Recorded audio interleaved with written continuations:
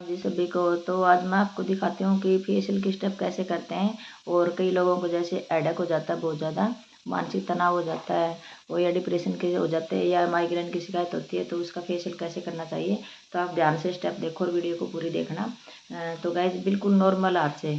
और मैं आपको एक बात और बताती हूँ कि जैसे कई लोग क्या बोलते हैं कि फेस साफ करने के लिए कि तेरा तो फेस साफ है, कि तेरे को क्या जरूरत है। अब उस बंदी को इतना तेज सिर में दर्द हो रखा है कि वो डॉक्टर के पास जाती है, डॉक्टर को वो कम से कम 2-2,500 रुपये दे के आ जाती है, और उसका फिर भी सिर का दर्द ठीक नहीं होता।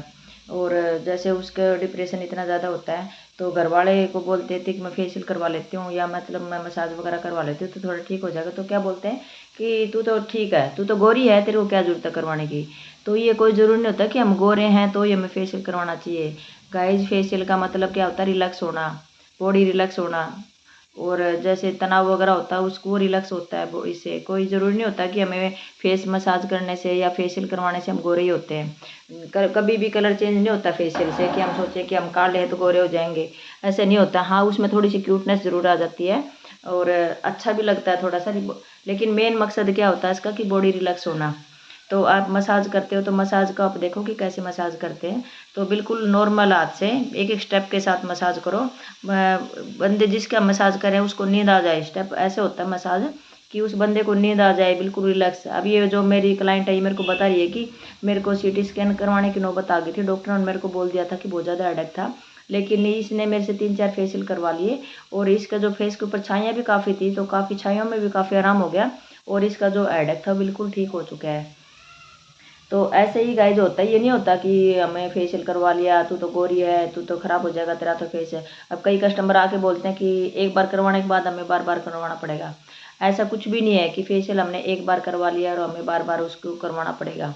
उसकी ज़रूरत नहीं होती कि हमें उसकी मतलब नीड हो जाएगी। कई बोलेंगे फेस हमारा ख़राब हो जाएगा, फेशियल करवा लिया तो हमें फिर करवाना पड़ेगा, ऐसा कुछ भी नहीं है गाइज।